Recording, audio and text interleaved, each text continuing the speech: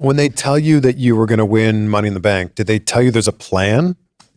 I don't feel like there's ever a plan. I didn't, to be honest with you, the only thing that I kind of knew that was going to be like, if you know, like a match, you're going to have it, like a pay-per-view. If you're kind of on that road, like Cena, for example, like I knew we did the promo, so I know we're going to have the match. But honestly, like a lot of things, like even when I had the US title the first time, Money in the Bank, second time US title, you know, it's just kind of seeing what rolls. And then at the same time too, with the briefcase, I was in such a tough spot because Roman Reigns, like the position he was in and where they were going with him, it's like, you know, I would have loved though to cash in on Roman. Like even if it was a failed attempt, I think that would have been cool, you know, because I would have never cashed in on the United States Championship.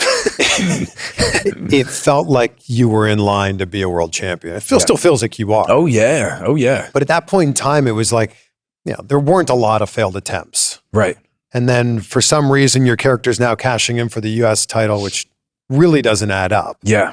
But it's like, all right, when do you get a redo on this, right? Yeah. When do you get another title shot where, because you're on that path. Yeah. Is it now a year? Is it 2 years? Where is it? So that's the thing, right? You don't know. But kind of what I was telling you maybe before the interview, the process, I love it. I love it. You can give me a bowl full of crap. I'll eat it all. And then give me another one and I'll eat it all. And then I'll finally get that golden piece of steak and I'm going to eat it all.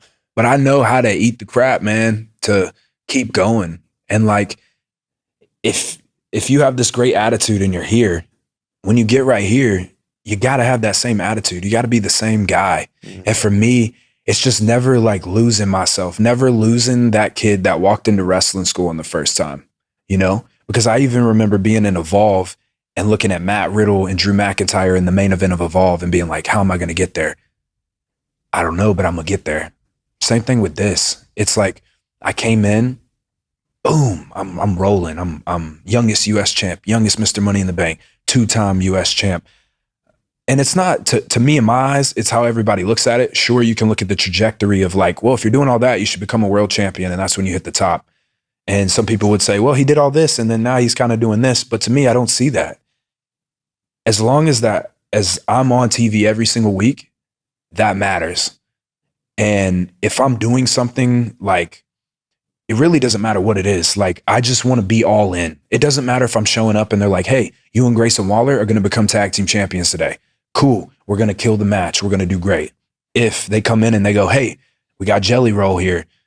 First time here. A lot of people are going to view it on his platform, you know, not just on ours. It's going to be insane. I know what I'm doing. I know what I need to do. I'm not going to go out there and be like, well, I'm the guy that beat John Cena at WrestleMania. I'm the youngest this, the youngest that. I was doing this.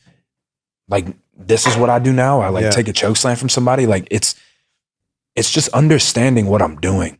And people are always going to have an opinion. Like, it's the funniest thing in the world to me when you see a fan and they go, well, you should be getting booked better. You should be getting this. But it's like, what are you saying? I'm living my dream.